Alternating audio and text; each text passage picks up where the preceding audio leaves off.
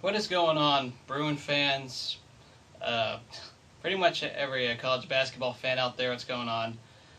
First of all, I gotta say congrats to the women's basketball team, UCLA, for really being in the top 10 for a lot of the season. I mean, heck, I'm not used to seeing that happen. Ever since Nikki Caldwell took over, the former Pat Summitt assistant, they've been playing very well, and I gotta say that in my lifetime, the women's team has been really bad and really sub 500, but now they're really in the maybe in the mix. Not as much as UConn and Tennessee and Stanford, but it's good to see some winning for that team specifically. So, congrats there. But now on to the basketball and talking, as the title says. Really recapping the UCLA basketball season as the Pac-10 tournament starts tomorrow. So, some things to go over and really talk about is that UCLA has been what we can say struggling in the beginning. They started 3-4. We thought, all right, after that close game against Kansas, maybe we're back to being competitive and some relevance. And then we lose at home to Montana school. That was bad. A lot of struggles there. And then they were able to win games they're supposed to win, but not very nice and not very convincingly. A lot of ugly wins, such as the one against UC Irvine, for example. That one was really ugly, bad free throws, and we really had to hold on to win. But nevertheless, it was a win. Of course, you might say we couldn't close games, but Ben Howland will quickly point out UCLA was able to win any game that they led by double digits. They were still undefeated, and that was probably the stat that was the biggest one. Whenever they got to a double-digit lead, they'd win. A lot of, as I said earlier, a lot of ugly wins. Specifically, at home against Cal, that one was a really stupid game where we blew an 8-point lead in under a minute, and somehow Reeves Nelson gets a putback in at near the buzzer. That was a miracle.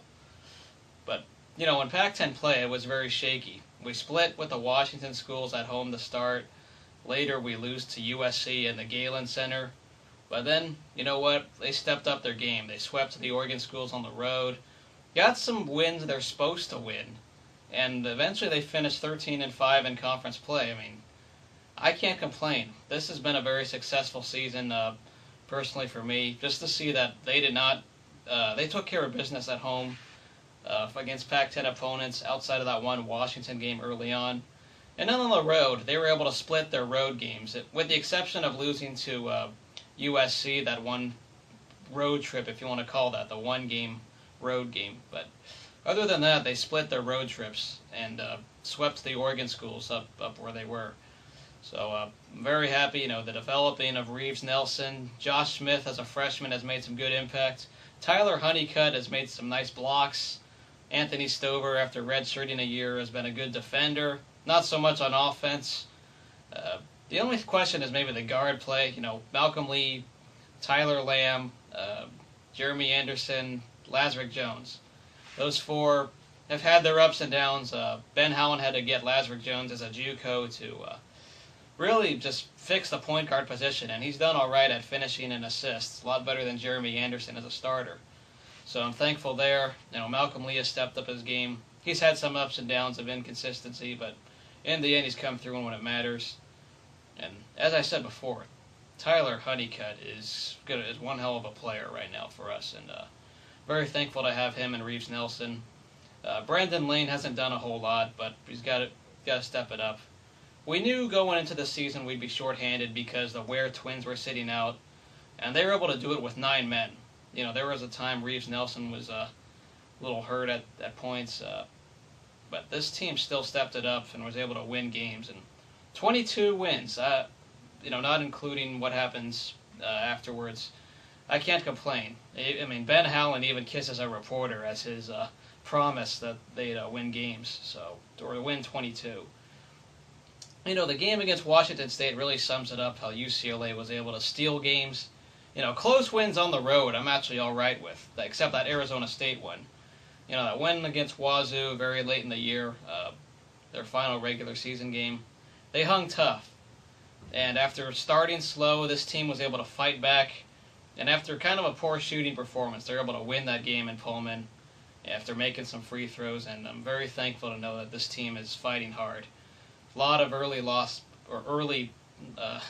I guess, holes in games. They were down by double digits at many times to start, but they fought their way back.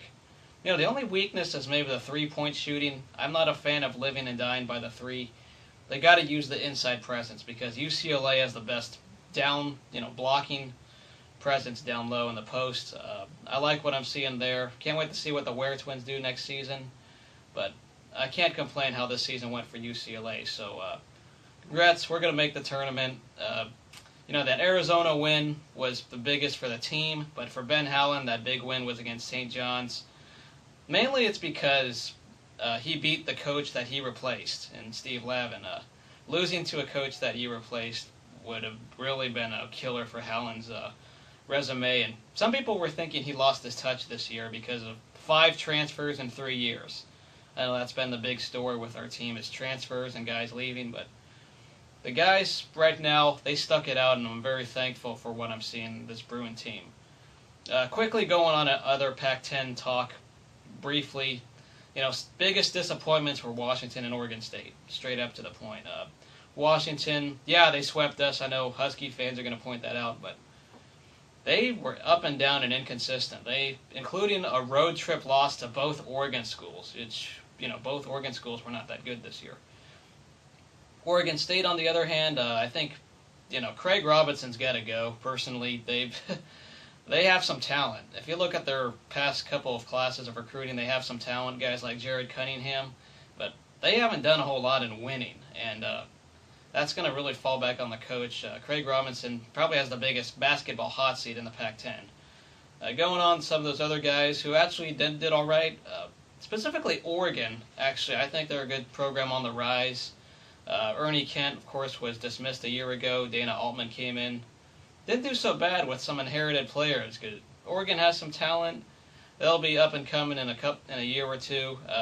Maybe even next year with instant impact. You never know because they have the talent.